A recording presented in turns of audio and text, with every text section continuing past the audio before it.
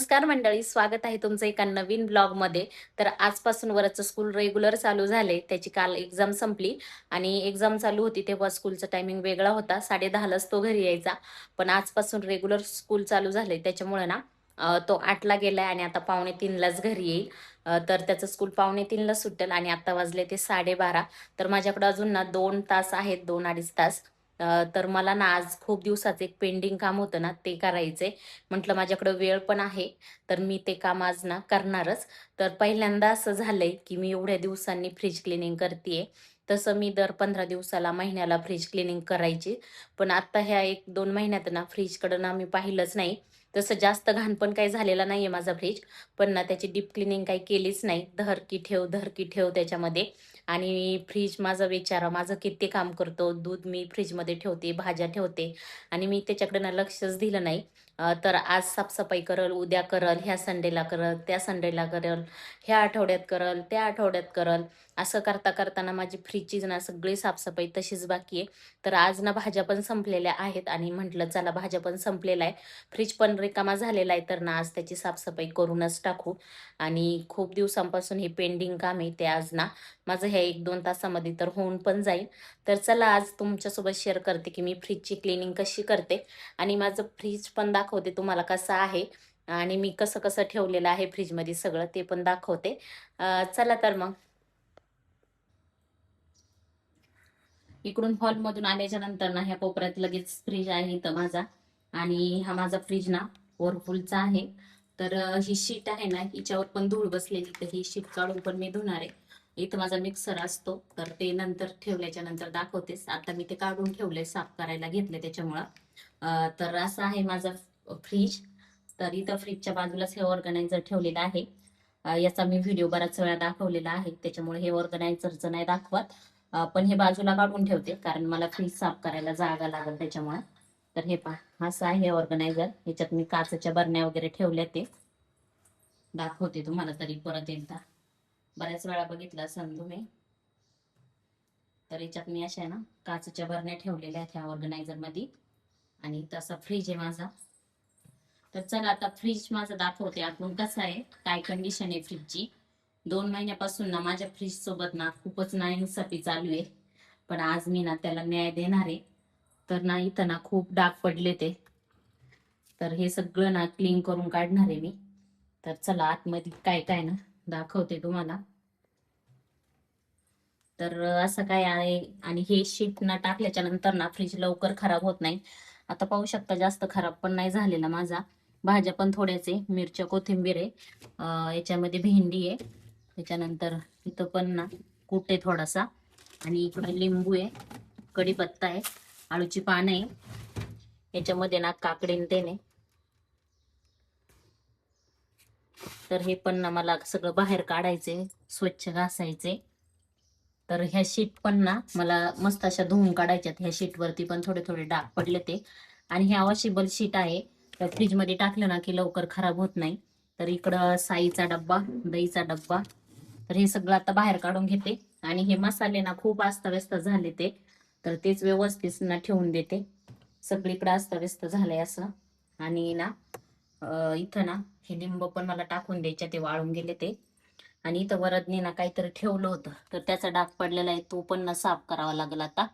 इकडं मसाले ठेवले ते ह्या 2 डब्यांमध्ये. तर चला आता फ्रीज साफ करायला घेते. तर माझ्या फ्रीजची ना अशी काही अवस्था झालेली आहे आतमधून आणि आज मला ना काही करून हे साफ करायचंच आहे. त्यामुळे हे ना मी करायला घेतली साफसफाई फ्रीजची. तर आता फ्रीजमध्ये जे काही असं अस्ताव्यस्त पडलं आहे ना, मसाले वगैरे सांडलेले आहेत, ते आता सगळं बाहेर काढणार आहे. तर सगळ्यात आधी तर साईचा डब्बा काढल्यानंतर दहीचा डब्बा आणि बाकीचं जे काही आहे ना फ्रीजमध्ये ठेवलेलं, ते सगळं एक एक करून ना इथं बाजूलाच किचन वाट्यावरती ठेवून घेतलं. त्यानंतर मी हे ज्या शीट टाकलेल्या आहेत ना, ह्या शीटसुद्धा मला आता ना स्वच्छ अशा धुवून काढायच्या आहे. आणि ह्या शीट टाकल्या ना की जास्त काही कचरा होत नाही. तर ह्या शीट मी बाजूला काढल्या. त्यानंतर हे मसाल्याचे जे पॅकेट होते ना, ते सगळे ना एका परातीमध्ये भरून घेतले.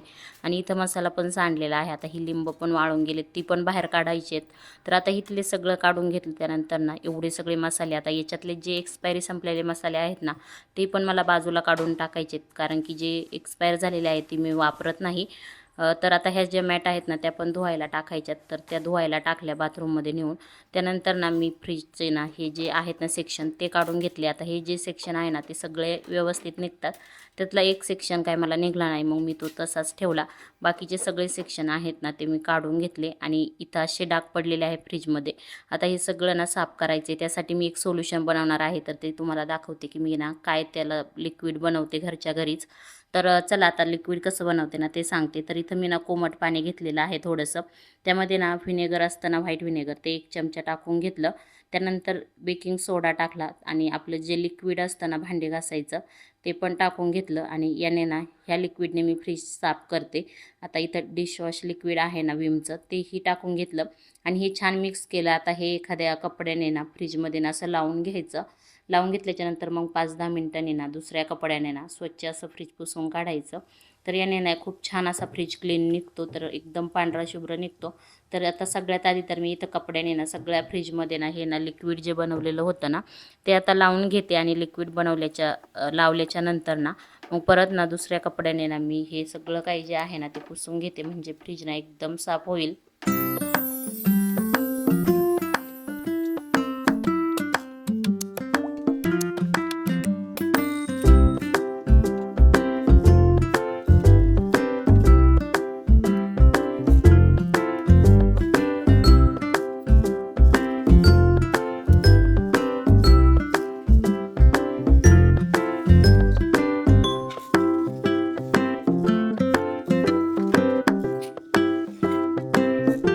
तर इथं छान असं माझं फ्रीज आहे ना एकदम क्लीन झालाय मस्त, आणि एवढा स्वच्छ फ्रीज पाहून ना खरंच खूप भारी वाटतंय. आणि याचा फ्रीज मधला वास जाण्यासाठी मी इथे एक लिंबू कापून ठेवलंय जरा वेळ. तर मस्त वाटतंय. एवढा मस्त असं फ्रीज दिसतंय आतमधून, एकदम पांढरा शुभ्र निघलाय. तर फ्रीजची क्लिनिंग झालीये. पण इकडं पहा किचन वाट्यावर ना सगळा पसाराच पसारा दिसतोय. किचन वाट्यावर ना काही ठेवायला सुद्धा जागा नाही राहिली. आता आता ही फ्रीजची जे आहेत ना सेक्शन, तर हे ना आता घासून घेते स्वच्छ, आणि मग हे सगळं परत ना मला फ्रीजमध्ये ठेवायचंय. कारण इकडं सगळं पहा किचन वाट्टाच भरलाय डायरेक्ट.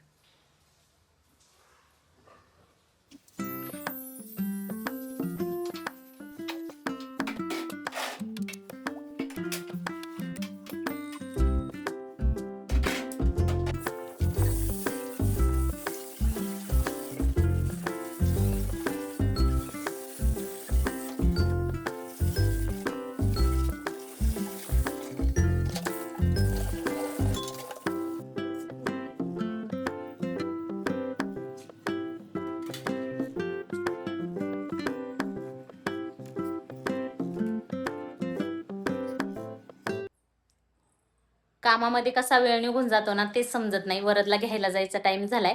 आता फ्रीजमध्ये फक्त सामान ठेवायचं बाकी, ते मी आल्याच्या नंतर ठेवील. आधी मी त्याला घेऊन येते, त्याचा टाइम झालाय. चला तर मग फ्रीजमध्ये सामान ठेवल्यावरती फ्रीज कसा दिसतो ना ते पण तुम्हाला मी दाखवणार आहे. चला मग आता वरदला घेऊन येते. तर मी फ्रीज ना व्यवस्थित लावून घेतलाय, पण आमच्या इथं नेमकी लाईट गेलीये, त्याच्यामुळे काही व्हिडिओ ना काढताच आला नाही. तर आता मी हे असं लावून घेतलंय. याच्यामध्ये ना आता सामान ठेवून देते, आणि लाईट नाहीये त्याच्यामुळे ना किचनमध्ये सगळा अंधार अंधारच आहे.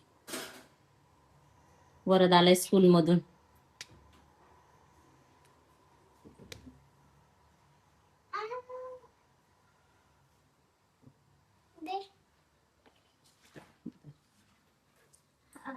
तर ह्या शीट सुद्धा ना मी धुवून काढलेत आहे. ह्या शीट ना वॉशेबल आहेत.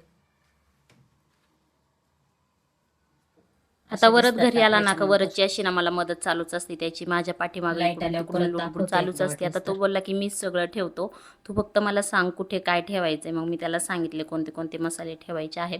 तर त्याने ना मस्त अशी माझी ना थोडीशी मदत केली, आणि सगळे जे मसाले आहेत ना ते सगळे ना त्याने व्यवस्थित फ्रीजमध्ये लावून ठेवलं, आणि बाकीचं सगळं सुद्धा त्यानेच लावलं. तर असं लहान मुलांना आपल्या कामाला येतात. छोटी छोटी मदत त्यांची ना खूप होते आपल्याला. तर पाहता एकदम फ्रीज व्यवस्थित सेट केलेलं आहे. सगळं सामान ना फ्रीजमध्ये व्यवस्थित लावून करून घेतलेला आहे.